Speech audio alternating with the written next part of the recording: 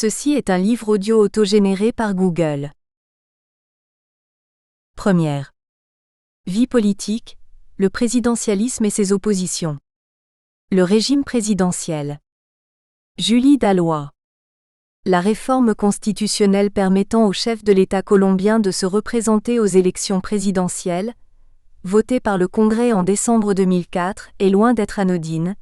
Elle revêt un double aspect.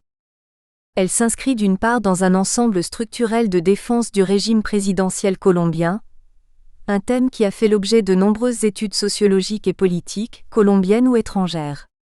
Les innombrables crises du système politique colombien depuis la première constitution de 1863 attisent en effet les polémiques sur la question du choix du régime, mais aussi sur la question de la place et des prérogatives de l'exécutif par rapport aux autres pouvoirs. La question semble ici purement juridique. Aux sources du système politique colombien se trouve le modèle nord-américain mis en œuvre dans la Constitution de Philadelphie de 1787. La première constitution colombienne, la Constitution de Rio Negro, instaurait en effet un régime présidentiel et organisait le pays de manière fédérale, à l'instar des États-Unis d'Amérique. Elle fut abandonnée en 1886 pour une seconde constitution qui justement mettait fin au fédéralisme au profit d'une république unitaire avec décentralisation administrative de l'État vers les départements, inspirée du modèle français. C'est avec cette constitution que le régime présidentiel fut véritablement institué en Colombie, car renforcé, les différentes crises politiques permirent en outre au régime de s'installer durablement.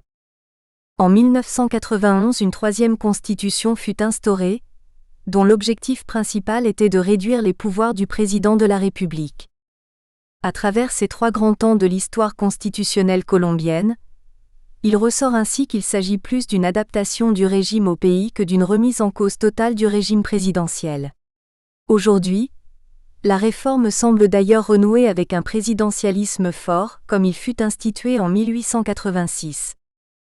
Les différentes études sur les crises du régime sont aujourd'hui réutilisées par les partisans d'un régime présidentiel fort, sans qu'y soient introduits des éléments du système parlementaire, favorables à la réélection du président de la République, mais aussi par les défenseurs d'un régime plus équilibré au profit du législatif. Cependant, l'enjeu du débat actuel dépasse le simple cadre constitutionnel et juridique pour s'insérer dans la sphère politique et sociale. Au risque de paraître trivial, il semble important de souligner que si la fonction de président de la République tire ses compétences de la Constitution, elle est néanmoins, à l'instar de toute fonction politique, assumée par un homme. La question de la réélection présidentielle s'insère donc également dans un débat plus conjoncturel, lié d'une part à la personne ayant la charge de la fonction présidentielle et à l'origine de la réforme de décembre 2004, l'actuel président Álvaro Uribe, et d'autre part, à la relative fragilité du régime et du statut politique de l'opposition dans un régime présidentiel hypertrophié. Beaucoup s'inquiètent ainsi de cette prise de pouvoir par le président au travers de la réforme, et certains expriment leurs préoccupations en ce qui concerne la garantie des libertés fondamentales. Fondamentalement, l'enjeu se situe alors du côté de l'opposition, qui doit pouvoir jouer son rôle d'équilibre du pouvoir. Le principe de toute démocratie est simple. La minorité politique doit un jour pouvoir devenir majorité. La réforme constitutionnelle ne doit dès lors pas se faire au profit d'un seul homme, sous peine de bloquer le processus de démocratisation en Colombie. L'unique solution, dans le respect d'une élection véritablement démocratique, se trouve du côté des citoyens. Qu'ils décident. Mais encore faut-il pour cela que la société ne soit ni ne se sente exclue de la politique. La question est donc beaucoup plus que constitutionnelle. Certains des articles ci-après se limitent à l'approche juridique et politique du problème. Deux des articles sont d'Eduardo Pizarro León Gómez, professeur à l'Institut d'études politiques et de relations internationales, IEPRI, de l'Université nationale de Colombie, engagé dans le processus de pacification nationale. Un autre est signé par l'ex-président de la République Alfonso López Michelson. L'entretien avec le professeur Pizarro met aussi en lumière les relations étroites existant entre le droit, la politique et la société. La réélection présidentielle, le sophisme de l'inégalité. Eduardo Pizarro León Gómez. El Tiempo 3 janvier 2006, traduit par Julie Dalloy. La réélection possible, à tous les niveaux de l'État, est positive. Le problème est plutôt l'absence de garantie pour l'opposition. Récemment, l'ex-président Michelson soutint que la réélection présidentielle pourrait non seulement constituer un vice de forme mais aussi de fond puisqu'il pourrait s'agir d'une réforme constitutionnelle anticonstitutionnelle. L'argument est simple. La réélection romprait l'égalité entre les candidats à la présidentielle car le candidat sortant aurait des possibilités en termes de pouvoir lui donnant une supériorité sur ses adversaires. Avec tout le respect et l'admiration que je porte à l'ex-président Lopez et au Dr Hernandez, il me semble que c'est un argument très discutable intellectuellement et très négatif dans le domaine politique. En premier lieu, si le principe d'égalité se convertit en un principe absolu, il serait nécessaire de couper court au droit de réélection des sénateurs, députés et conseillers régionaux, dans la mesure où leur présence dans les corps collégiaux leur apporte des ressources en termes de pouvoir qui rend inégale la lutte pour les futurs aspirants à ces fonctions. Pour parvenir à une réelle égalité, il serait nécessaire que l'on interdise la réélection, mais il faudrait également que tous les candidats puissent s'élancer depuis la même ligne de départ. En second lieu, si cette thèse parvenait à s'imposer, elle rendrait impossible une future approbation de la réélection des maires et gouverneurs d'État, une nécessité ressentie pourtant dans le pays pour parvenir à une meilleure continuité dans les projets de développement local et régional. La grande transformation de villes connues comme Madrid ou Paris est due, entre autres, aux projets urbains qu'ont entrepris pendant des années Tierno Galván ou Jacques Chirac. Finalement, cet argument dans la bouche de l'ex-président Alfonso López Michelson semble contradictoire. López est un partisan déclaré du régime parlementaire, dont un des points forts est la réélection indéfinie du Premier ministre, puisqu'il conserve un appui de la majorité au sein du Parlement. Dans ces systèmes politiques, le déséquilibre entre le Premier ministre et son parti, ou coalition de partis d'une part, et l'opposition d'autre part est même supérieur à celui d'un système politique présidentiel, puisque la majorité contrôle non seulement le pouvoir exécutif mais aussi le pouvoir législatif. La réélection est un principe sain. Grâce à lui, dans les démocraties les plus avancées du monde, il s'est imposé comme un des piliers centraux du système politique. Aux États-Unis, en Europe occidentale, au Japon, au Canada, en Nouvelle-Zélande voire en Australie, la réélection à tous les niveaux institutionnels est une pratique commune et courante. Cet outil est un des facteurs qui ont permis de garantir la stabilité et la continuité des politiques publiques. C'est pour cela, un des éléments clés du succès de la construction nationale. En revanche en Colombie, comme dans le reste de l'Amérique latine, l'instabilité et l'absence de continuité dans les projets étatiques prédominent. Les principaux critiques du système présidentiel, Juan Lins, Arturo Valenzuela, Alfred Stepan, Aren Ligifar, avancent l'argument qu'un de ses principaux désavantages, comparé au système parlementaire, est le principe de non-réélection. Celle-ci génère dans les modèles parlementaires une motivation puissante pour la réalisation de bons gouvernements, car de l'efficacité de gestion du parti au gouvernement dépend la conservation du pouvoir par celui-ci. Le problème n'est pas la réélection présidentielle. La réélection à tous les niveaux de l'État est très positive, comme vient de le vérifier la réélection du respecté Edgardo Maya, procureur général de la Nation. Le problème est aussi l'absence de garantie pour l'opposition.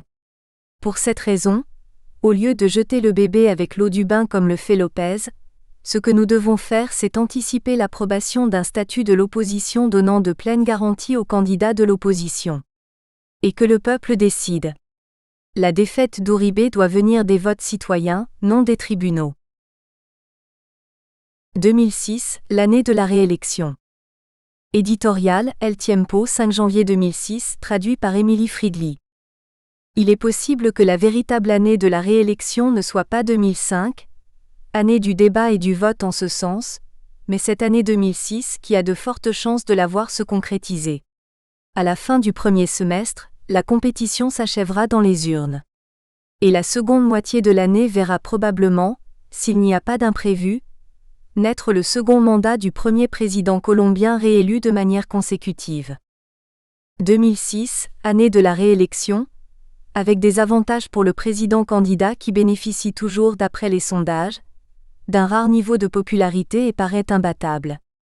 Mais aussi avec des inconvénients car en cas de victoire, le grand défi d'Álvaro Uribe sera d'échapper au syndrome du second mandat, piège dans lequel tombèrent des personnalités aussi populaires en leur temps que Fujimori, au Pérou ou Menem, en Argentine. Les perspectives pour l'année 2006 peuvent donc se diviser en deux temps, jusqu'aux élections présidentielles et après. La première moitié de l'année promet d'être riche en compétition, plutôt déséquilibrée jusqu'à présent entre le président-candidat et les autres aspirants. Cela fera de l'élection présidentielle une sorte de chronique de la fin annoncée. Mais cette nation est bien connue pour ses retournements de situation, et rien ne permet d'affirmer que le résultat soit certain. La mesure des forces en présence lors des élections pour la Chambre et le Sénat entre el uribismo et ses différentes listes et l'opposition, répartie entre le libéralisme et le pôle démocratique alternatif, constituera un élément clé. Il y aura des rivalités intéressantes pour prendre la tête de l'Uribismo, comme celle du Partido de la U et de Cambio Radical, des données importantes comme le vote de la gauche, et des paris gagnés d'avance, savoir par exemple si Uribe gagnera ou non au premier tour. Une question de fond subsiste.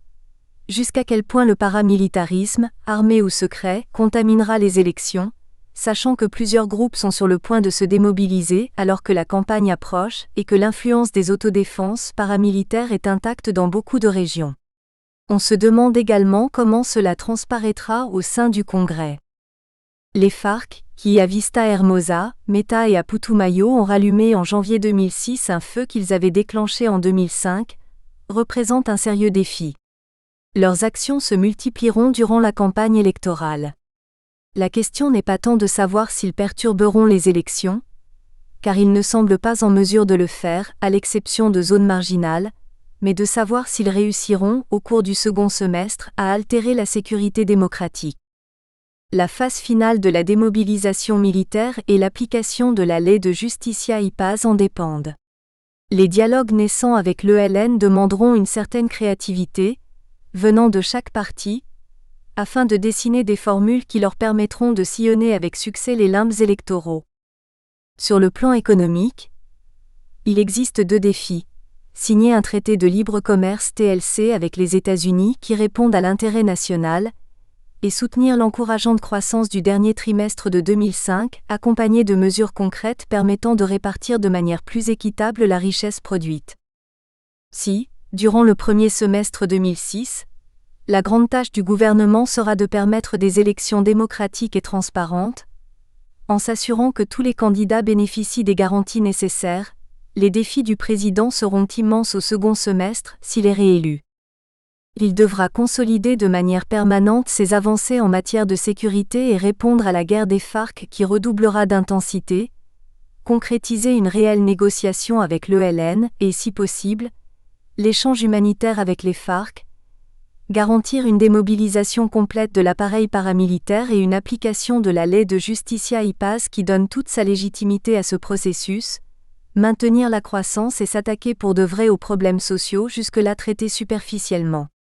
Comme on peut le constater, des tâches avec un grand T. Uribe est le premier président à rendre possible sa propre réélection par le peuple. Maintenant, s'il veut la concrétiser, il devra recourir à ses talents de politicien et de communicateur. Origine et évolution des partis traditionnels. Anton Tsaigankov. Au milieu du XIXe siècle, les partis libéral et conservateurs commencent en Colombie à se structurer. En 1848, est publié le premier programme libéral et 1 an plus tard, celui des conservateurs est rédigé. Les libéraux défendent l'idée d'un État fédéral avec une forte séparation entre l'État et l'Église, tandis que les conservateurs préconisent un État centraliste et catholique. En termes économiques, les conservateurs favorisent le protectionnisme mais dans le Parti libéral existent les deux tendances, protectionniste et libre-échangiste. Ces différences, progressivement adaptées aux nouvelles réalités, se sont maintenues pendant plus d'un siècle jusqu'aux années 1950, marquées par une phase de collaboration entre les deux partis. Les conservateurs gouvernent le pays depuis la fin du XIXe siècle jusqu'en 1930, année de l'élection à la présidence du libéral Enrique Olaya Herrera. En 1953, le coup d'État du général Gustavo Rojas Pinilla met fin à plus de 20 ans de gouvernement libéral. Pour renverser la dictature militaire, les deux partis traditionnels s'allient et forment en 1958 le Front National. Cette coalition dirige le pays pendant 16 ans et se caractérise par l'alternance des présidents libéraux, Alberto Lleras Camargo, Carlos Lleras Restrepo, et conservateurs, Guillermo León Valencia, Misael Pastrana Borrero.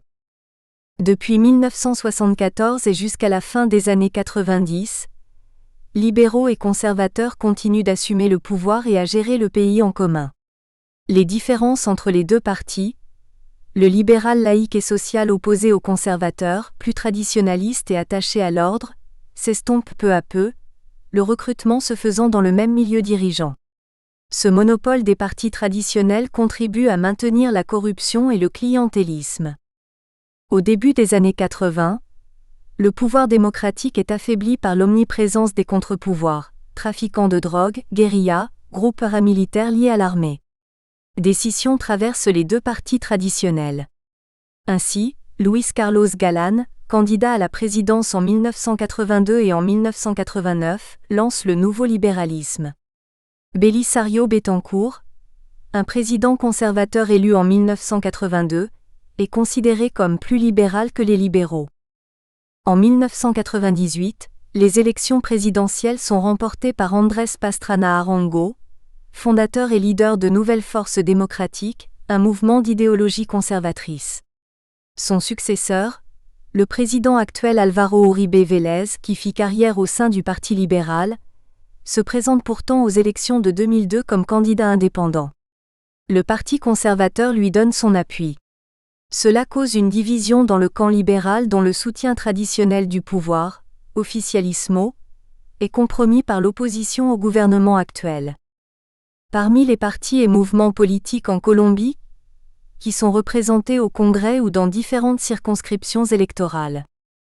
Partido Liberal de Colombia. Partido Conservador Colombiano. Polo Democrático Independiente. Les nouveaux mouvements apparus grâce aux alliances au Congrès, et qui se présentent aux élections de 2006. Partido Cambio Radical. Partido de Unidad Nacional. Movimiento Patria Nueva. Parmi les principaux mouvements politiques indépendants, distincts des partis libéral et conservateurs. Partido Social Colombiano. Movimiento Revolucionario Liberal, dissidence du Parti libéral. Alianza Nacional Popular. Movimiento 19 de Abril. Polo Democrático Independiente. Movimiento de Salvación Nacional, dissidence du Parti conservateur. Partido Comunista de Colombia. Unión Patriótica, alternative politique des FARC. MOAR, Movimiento Obrero Independiente y Revolucionario. Partido Socialista de los Trabajadores. Partido de la Defensa del Folclore Nacional. Movimiento Popular Unido. Movimiento Político Comunal y Comunitario, de Colombia. Colombia Siempre. Colombia Viva. Nuevo Partido. Partido Nacional Cristiano. Source: www.presidencia.gov.co, www.cidob.org/bio/castellano/indice.virgule, www.memo.fr/index.htm.virgule, www.monde-diplomatique.fr/, www.georgetown.edu, www.colombia.ru, www.gobimoninea.gov.co/home-ciudadanos.aspx. Nous ne sommes pas nombreux, mais le droit d'être ANTIURIBE. Maria Jimena Duzan. El Tiempo, 26 septembre 2005, traduit par Sébastien Brabant. Pourquoi avez-vous tant de mal à reconnaître que le président Uribe est le meilleur président que la Colombie ait connu? Ne réalisez-vous pas que les seuls qui s'opposent à sa réélection sont les terroristes des FARC? Ces questions m'étant posées chaque jour, j'ai décidé de prendre le taureau par les cornes. Un premier malentendu consiste à croire que dès lors que l'on est critique vis-à-vis du président Uribe, on soutient forcément le terrorisme. Cette affirmation, lancée pour la première fois par le ministre de l'Intérieur et de la Justice Fernando Londoño, a connu un franc succès dans le camp pro-Uribe jusqu'à s'ancrer profondément dans le psychisme national. Dans un pays où le refus de la guérilla et de ses pratiques inhumaines fait heureusement l'objet d'un consensus national, cette thèse, celle selon laquelle ceux qui ne sont pas avec Uribe sont avec la guérilla, s'avère tout à fait arbitraire mais particulièrement rentable pour le gouvernement. Elle a neutralisé toute la gauche. Avez-vous entendu Navarro dans un discours d'opposition depuis qu'Uribe lui a rappelé les relations du M19 avec le narcotrafic lors de la prise sanglante du palais de justice ?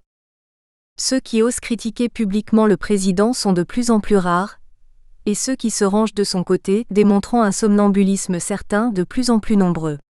Nous qui maintenons notre discours critique, nous le faisons avec conviction et parce que nous croyons que la critique des gouvernements est un droit inhérent à la démocratie, et qui disparaît lorsque le régime devient autoritaire. Le second malentendu concerne le sujet épineux de la réélection. Je n'ai formulé pour ma part que des problèmes institutionnels et non personnels. Au moins initialement.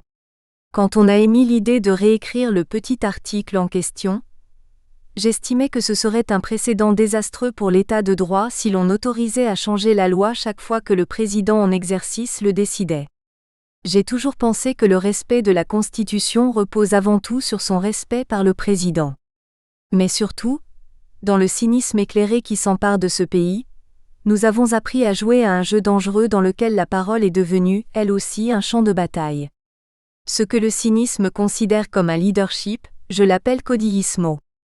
Et ce que nous considérons comme une garantie inaliénable dans une démocratie, le fait que les jugements de la Cour suprême doivent s'appliquer, devient, au nom de la frénésie cathartique viluribismo, l'argument sibyllin selon lequel ces décisions ne peuvent méconnaître l'opinion exprimée par le peuple dans les sondages.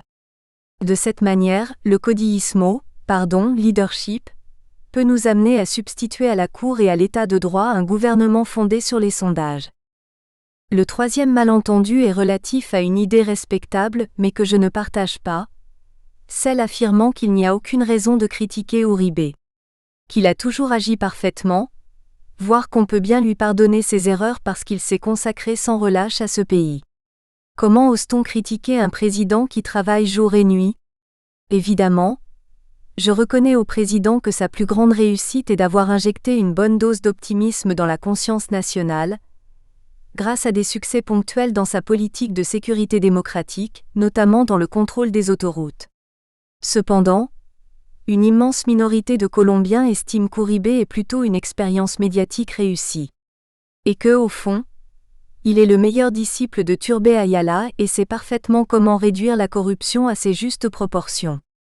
Mais le plus déconcertant chez Uribe, ce sont ses silences, celui qui fait face à la présence de narco-paramilitaires sur les listes de son parti. Son silence devant la façon dont se consolident des projets mafieux dans diverses régions du pays.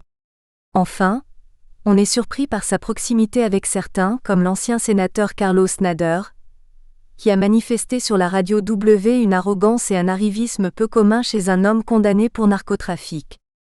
Je sais que nous ne sommes pas nombreux. Mais pourvu qu'il nous reste un peu d'espace au milieu d'un tel unanimisme. Rapport sur le parlementarisme, le statut de l'opposition. A. Michelson. El Tiempo, janvier 2006, traduit par Julie Dallois. Si je me souviens bien, je crois que je fus celui qui, à l'époque du mouvement révolutionnaire libéral, mit en route le fameux « statut de l'opposition », souvent cité ces dernières semaines. Comme son nom l'indique, il se réfère aux relations entre le gouvernement et ses opposants, sur le terrain idéologique ou électoral. Cependant, dans un sens plus large, il convient aussi de mettre en relation le statut de l'opposition avec celui des relations entre l'exécutif et le législatif dans un régime présidentialiste.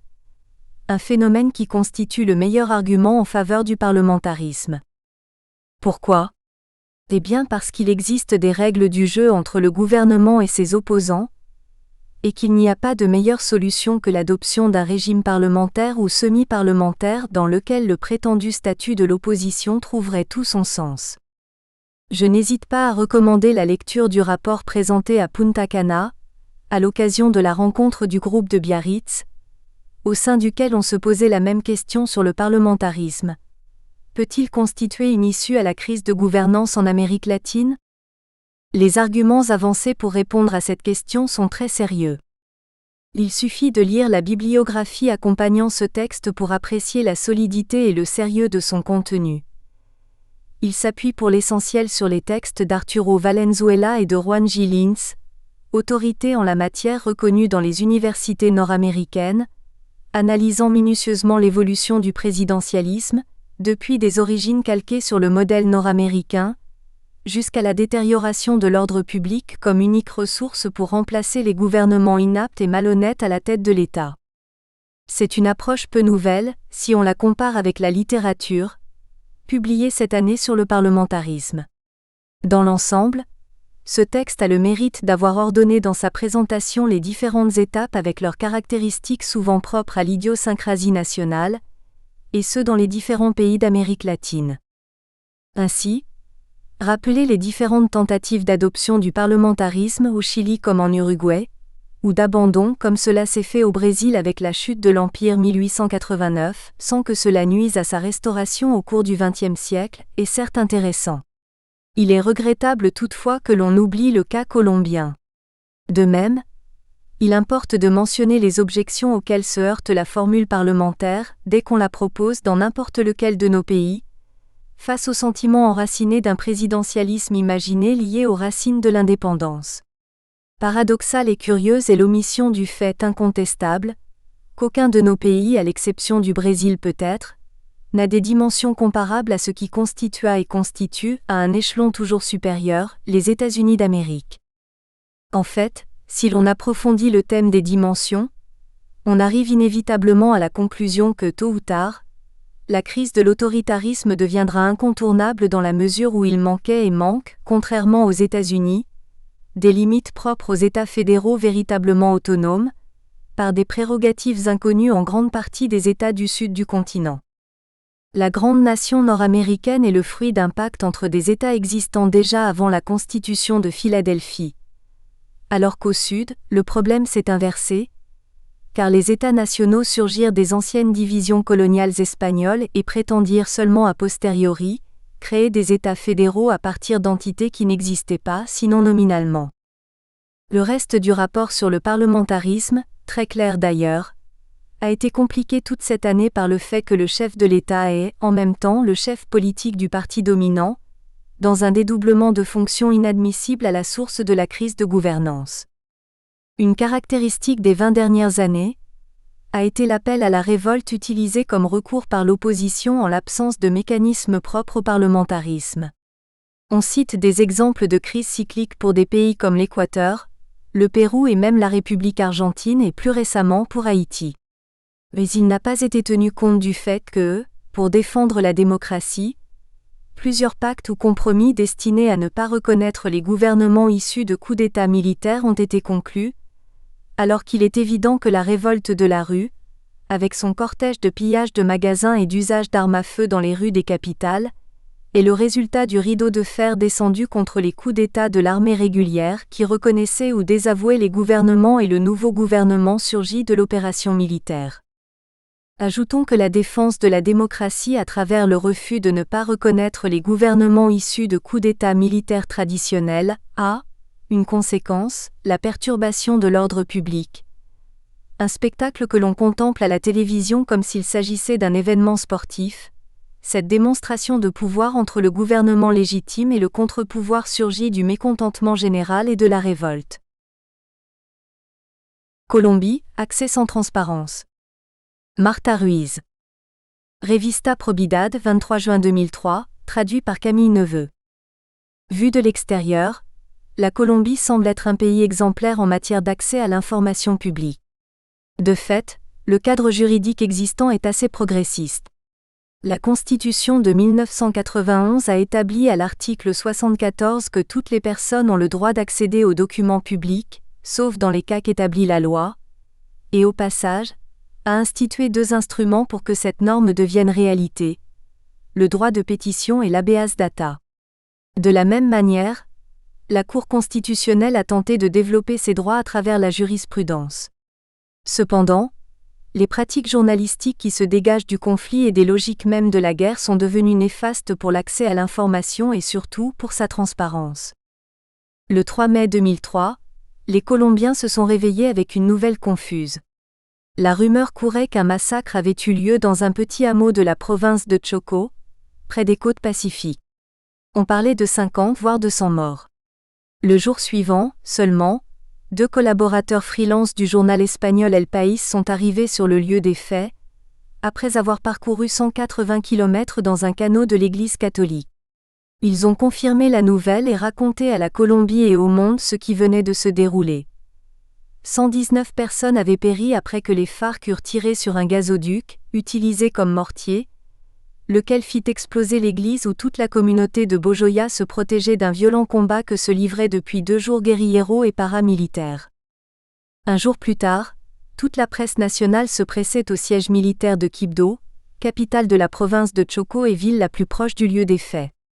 L'armée se préparait à entrer dans la région, et les correspondants de différents médias nationaux espéraient être transportés dans les hélicoptères officiels jusqu'à l'endroit des exactions. Les militaires, évidemment, étaient disposés à reprendre la zone et à affronter les guérilleros qui étaient là.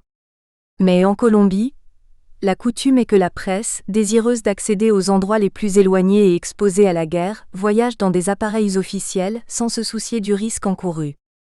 Au moment de partir, le général en fonction a annoncé aux journalistes qu'il y avait des quotas restreints pour monter dans l'hélicoptère. En vertu de cette limitation, le voyage n'était assuré que pour les 3 chaînes de télévision ayant la plus grande audience.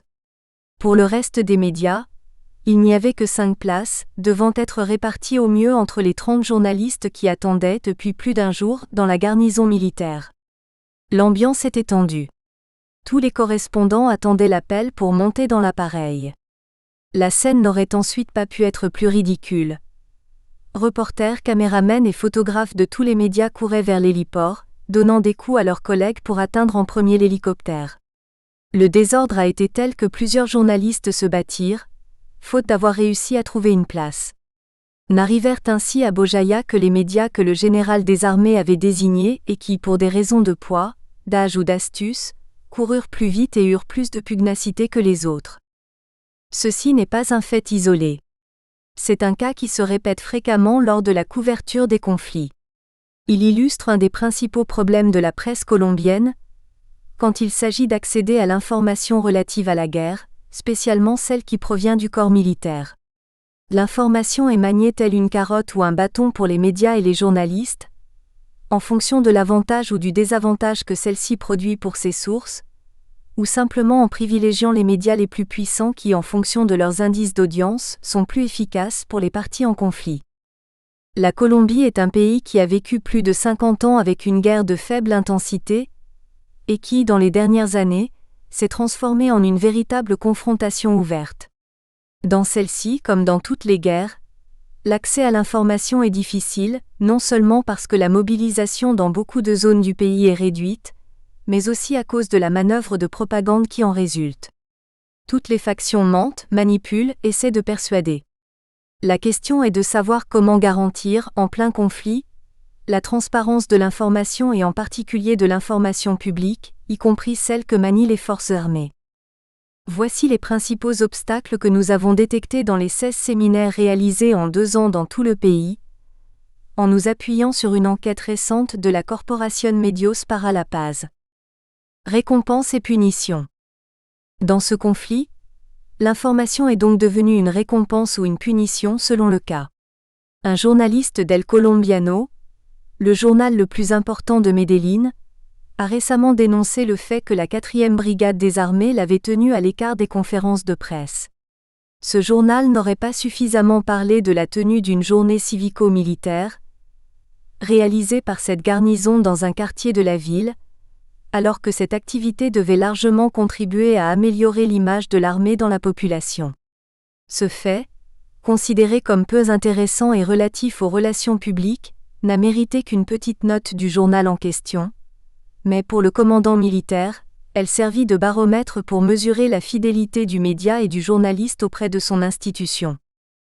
Ces cas ne sont nullement l'exclusivité des forces armées. Cela arrive constamment, même avec les autorités civiles. L'année dernière, la Fundación para la Libertad de Prensa a révélé que le maire de Barranquilla a opposé son veto au journal CV Noticias, le considérant comme nuisible à sa gestion et excessivement critique envers son gouvernement. Résultat de ce veto, l'accès à l'information lui était refusé. Cette décision fut cependant corrigée et révoquée, après dénonciation par les médias et les organisations de liberté de presse, à l'intérieur comme à l'extérieur du pays. En novembre 2002, une rencontre de 3 jours entre journalistes et militaires a eu lieu à Pepa. Le thème du débat était la liberté d'informer. Beaucoup d'officiels considéraient que cet accès à l'information ou le fait de faciliter l'entrée des journalistes dans les zones de conflit se faisait de manière aléatoire et selon les possibilités logistiques. Cependant, dans des dizaines de cas, il en est tout autrement. En Colombie, il est devenu habituel que les journalistes couvrent de nombreux épisodes du conflit, chapeautés par les militaires. Ces derniers arguent, et dans certains cas cela peut être recevable, des risques que ceux-ci courent s'ils arrivent dans les zones de conflit par leurs propres moyens. Cette pratique met toutefois aussi en danger non seulement la sécurité des journalistes, mais également la transparence même de l'information. Le cas le plus critique s'est produit il y a 3 ans, quand un détachement de l'armée a tiré par erreur sur un groupe d'enfants se promenant avec leur maître d'école à Pueblo Rico, dans la province d'Antioquia. La 4e brigade a diffusé la nouvelle à travers un communiqué selon lequel, au milieu d'un affrontement, des guérilleros de l'ELN, Armée de Libération Nationale, avaient commis le meurtre de ces enfants. La nouvelle fut diffusée auprès des citoyens par l'intermédiaire de ce bulletin. La garnison militaire a proposé aux journalistes de les emmener en hélicoptère, là où les faits s'étaient produits, et a donné rendez-vous à la presse à l'aéroport dans la matinée. Mais à chaque fois surgissait un nouveau prétexte pour ajourner le voyage. Le mauvais temps, l'essence, un problème technique. Un seul média envoya son reporter de manière indépendante dans une voiture, la région où s'était passée la tragédie étant à moins de 3 heures de Medellín. Et c'est justement cet unique journaliste qui a pu vérifier que l'information du bulletin officiel était fausse. Les témoignages de la population confirmaient qu'il n'y avait eu ni combat ni guérilleros, mais une tragique erreur commise par un groupe de soldats ayant confondu des enfants avec une autre cible.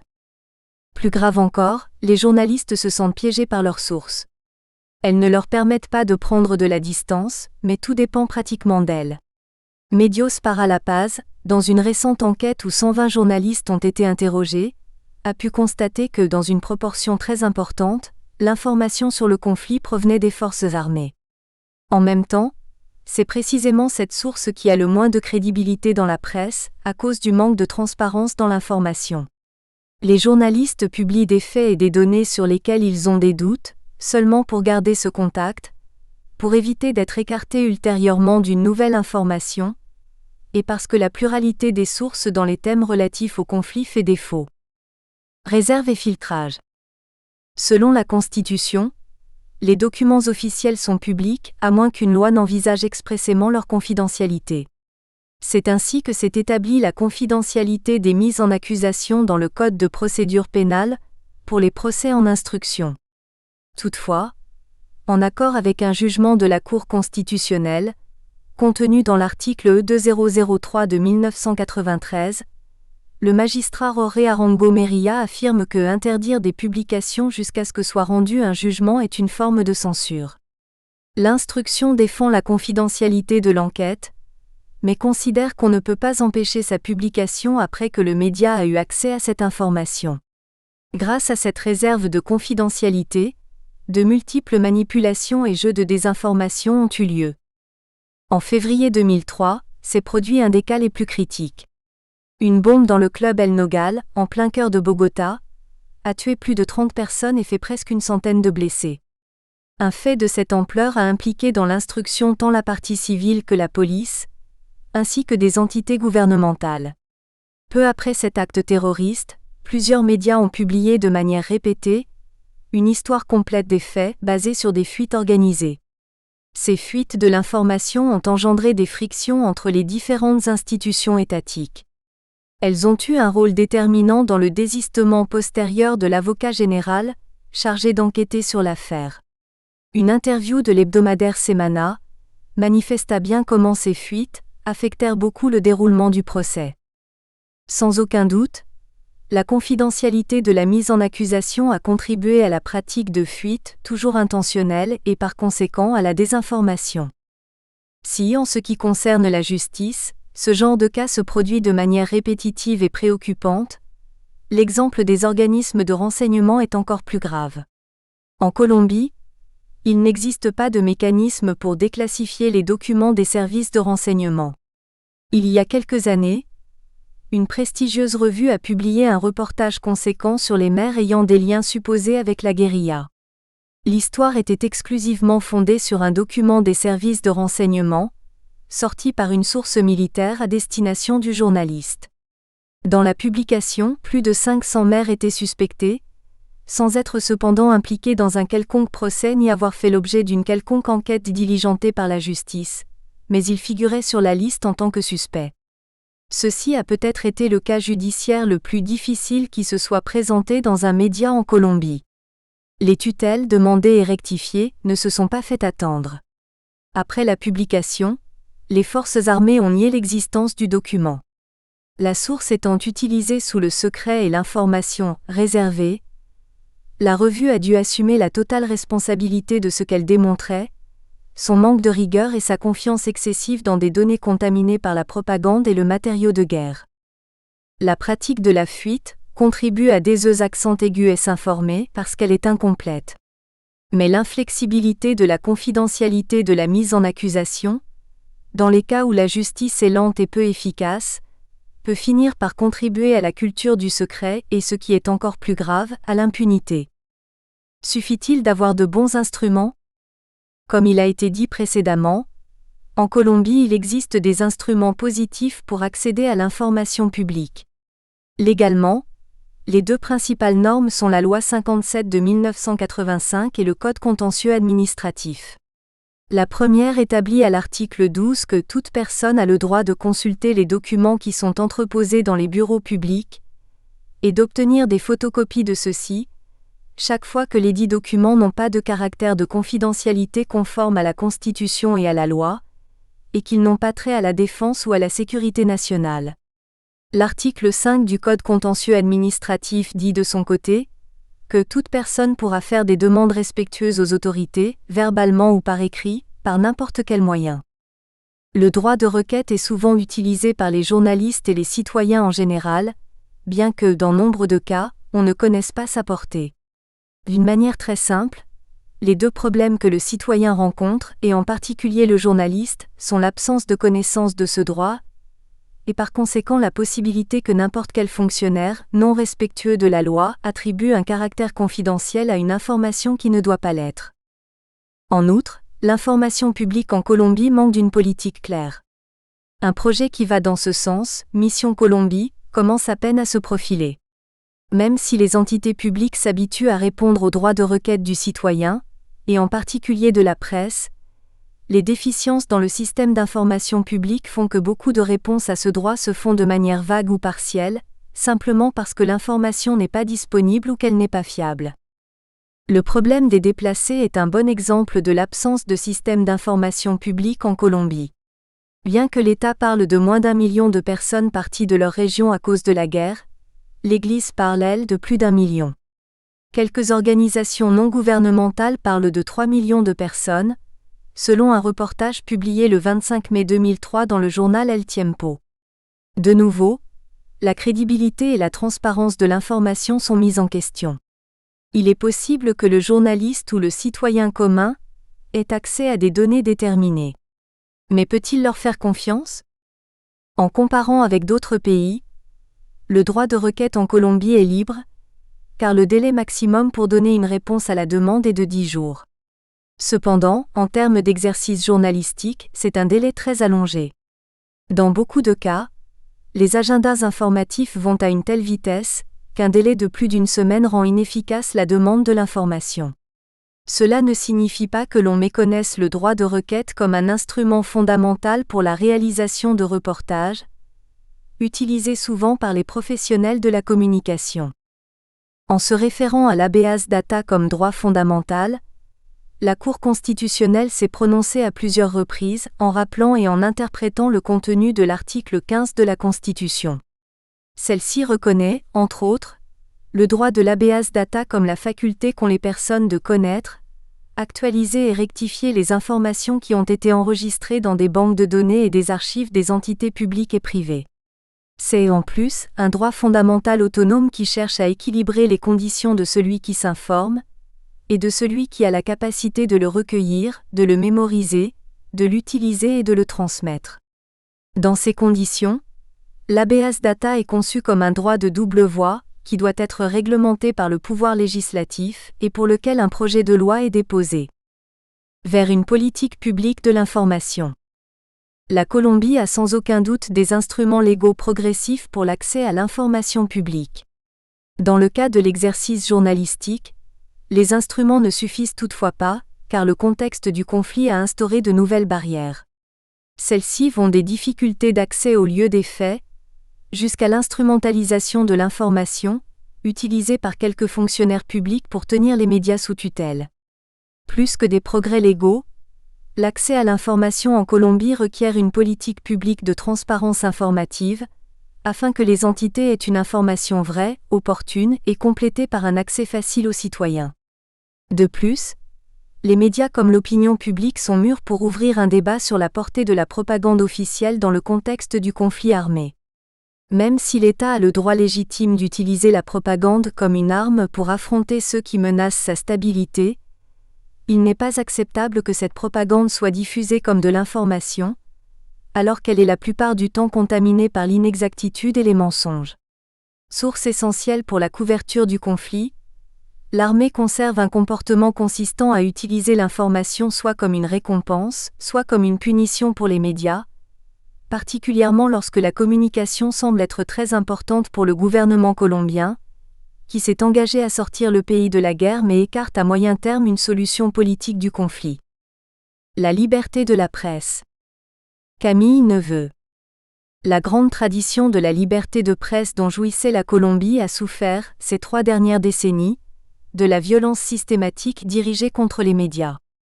Cette violence d'origines diverses, mafieuse, paramilitaire, politique, officielle ou encore de la guérilla, a nui au processus d'information, d'explication et de clarification des faits que tout média doit être en mesure d'apporter aux citoyens. Si cette violence provient en grande partie de groupes armés, l'État reste néanmoins incapable, malgré les textes de lois existants, de garantir des conditions de sécurité adéquates pour l'exercice de la profession et de punir ceux qui séquestrent et menacent les journalistes.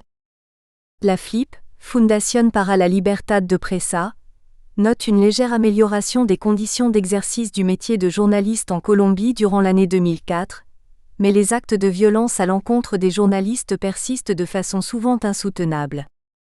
Pour la première fois en 2004, une journaliste a été torturée en Colombie durant l'exercice de sa profession. 77 journalistes ont été victimes d'agressions plus ou moins graves cette année-là. Un distributeur de journaux a été assassiné pour avoir cherché à vendre plus d'exemplaires d'une nouvelle que certains journaux avaient éludée.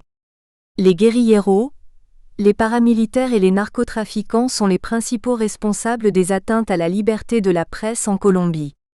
Le rapport de la FLIP ajoute que seuls 2 des 157 journalistes agressés qui avaient porté l'affaire devant les autorités judiciaires ont vu l'enquête aboutir. Les textes traduits tentent d'éclairer la situation de la liberté de la presse en Colombie, de nombreux exemples à l'appui. Revista Probidad est une revue éditée au Salvador qui a pour but d'éclaircir, en replaçant les événements dans le contexte socio-historique de chaque pays, les mécanismes de corruption et d'impunité en Amérique latine. Marta Ruiz est rédactrice en chef de la rubrique Sécurité et Justice de la Revista Semana. Elle a été coordinatrice du projet Antonio Nariño. Origine des menaces. Contre les journalistes ayant sollicité l'aide du comité, mars-octobre 2001.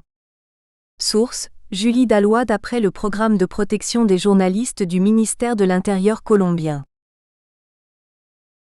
Entretien avec Marta Ruiz, journaliste à la Revista Semana. Camille Neveu. Comment peut-on qualifier la situation des journalistes en Colombie? Est-ce aujourd'hui une profession dangereuse? Oui, c'est une profession dangereuse à cause des acteurs du conflit qui sont sans cesse aux aguets. Ils essaient toujours de discuter avec les groupes armés, qui ne respectent pas la condition des civils. Mais les journalistes les plus vulnérables sont ceux qui travaillent dans les régions où les groupes illégaux ont le plus de pouvoir, et ceux qui travaillent pour des médias de moindre importance. Parmi les conséquences, l'autocensure bien sûr, les menaces, les attentats et parfois la mort. Y a-t-il une différence entre les journalistes colombiens et les correspondants étrangers? Dans certains cas, non. Mais la majorité des journalistes étrangers ont plus de liberté, pas seulement parce qu'ils sont étrangers, mais parce qu'ils maintiennent une plus grande distance avec leurs contacts, couvrent les faits d'une manière plus générale et parce qu'ils ont un appui plus important de leur rédaction. Quelles sont les causes de la violence envers les journalistes? En général, la violence vient de l'intolérance envers les propos tenus par les journalistes. Il n'y a pas de respect de la liberté de presse, ni des droits de l'homme de la part des groupes armés. Ils ont l'habitude de voir les journalistes comme des amis, ou des ennemis. Dans certains cas, cette violence peut venir aussi de l'affrontement avec les propriétaires des journaux. La majorité des incidents se produit quand les journalistes dénoncent les faits qui nuisent aux affaires commerciales, c'est-à-dire lorsqu'ils dénoncent la corruption. Les médias colombiens sont-ils politiquement très proches du gouvernement? Peut-on dire qu'il y a un processus de concentration des médias en Colombie? Il y a de tout. Je crois que les médias sont critiques sur certains thèmes, mais en général, l'agenda gouvernemental est très présent dans les lignes rédactionnelles. Je pense qu'il se passe la même chose que dans les autres pays. Il y a une tendance à la concentration. Cela nuit au pluralisme. L'évolution économique du pays nuit à cette pluralité. Les médias gouvernementaux ont de plus en plus l'obligation de se transformer en espace de propagande institutionnelle du gouvernement en place. Et les médias privés ont un agenda très restreint. Une nouvelle loi sur la responsabilité sociale à la radio et à la télévision, critiquée pour sa conception punitive, est entrée en vigueur à Caracas en décembre 2004. Que pensez-vous de la situation des médias dans le pays voisin, le Venezuela? Je crois que la loi Bayon, approuvée l'année passée, nuit beaucoup à la démocratie vénézuélienne. Il est certain que quelques médias se sont convertis en instruments de propagande, et même de désinformation. Mais en général, on note des efforts dans la prise de distance, au milieu de la grande polarisation que vit le pays. Les journalistes essaient de remplir leur devoir d'informer, avec une fonction critique. La presse menacée 2002 à 2006. D'après les rapports annuels de Reporters sans frontières, RSF. La situation de la liberté de la presse en Colombie est toujours extrêmement préoccupante. La mort de 5 journalistes n'est qu'un aperçu de la longue liste des attaques que subissent les rédactions et les reporters. Tous sont aux prises avec les guérillas et les groupes paramilitaires qui se disputent le contrôle de régions entières, pratiquement privées de toute information. 25. 2002 un journaliste assassiné à Cali. 2002 une voiture piégée explose près des locaux d'une chaîne de télévision. 2002 un directeur de journal assassiné. 2002 RSF demande aux autorités d'assurer la protection de 7 journalistes menacés. 2002 RSF demande au président de faire la lumière sur l'assassinat de l'employé d'une radio. 2002 un collaborateur des médias et un journaliste tués près de Cali. 2002 2 journalistes menacés de mort et une voiture piégée neutralisée devant les locaux d'un quotidien. 2002 RSF qualifie la situation de la liberté de la presse de grave en Colombie, à Cuba et en Haïti. 2002 RSF préoccupé par les déclarations du futur ministre de l'Intérieur et de la Justice sur le rétablissement de l'état de siège. 2002 RSF et le réseau Damoclès partie civile dans le procès des assassins présumés du journaliste et humoriste Jem Garzón. 12/7/2002 4 collaborateurs de RCN Radio et de Radio Caracol libérés. 15/7/2002 un journaliste assassiné dans le département de Santander. 18/7/2002 un journaliste assassiné et 2 autres victimes d'une tentative d'assassinat.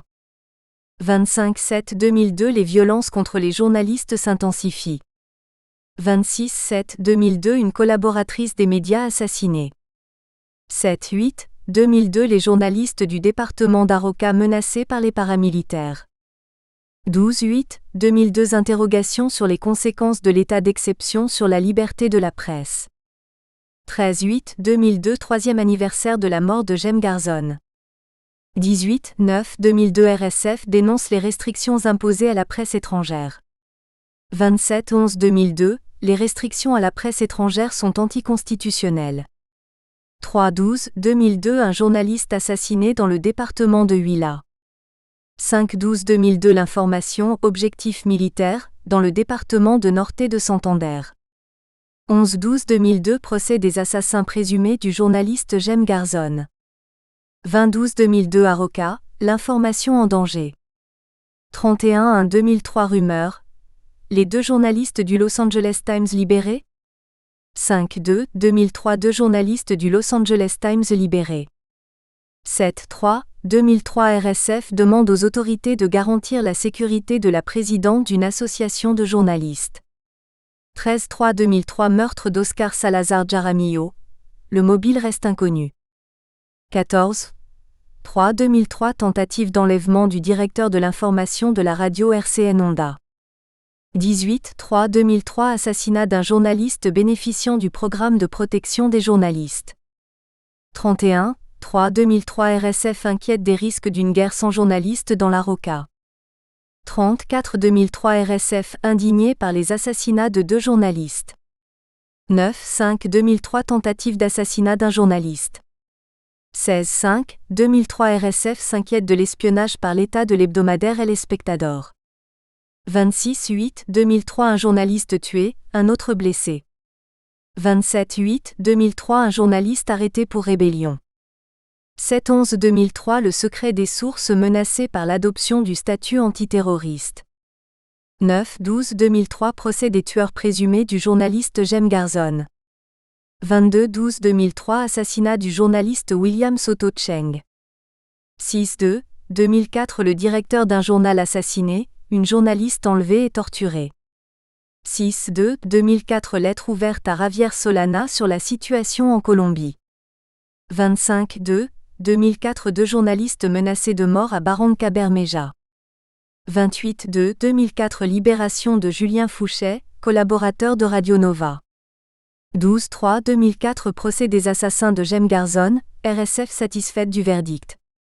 16/6/2004 plusieurs journalistes menacés à Cúcuta. 17/6/2004 RSF dénonce le caractère restrictif des conditions d'accès de la presse à la zone de négociation avec les paramilitaires. 10/9/2004 une journaliste victime de menaces à répétition. 29/9/2004 blackout sur l'information dans une ville du département de Tolima. 5/10/2004 les journalistes de Semana menacés. 25/1/2005 2 journalistes contraints de quitter Cúcuta après des menaces de mort. Nous espérons que vous avez apprécié cet aperçu. Pour continuer à écouter ce livre audio sur Google Play Livres, utilisez le lien dans la description de la vidéo.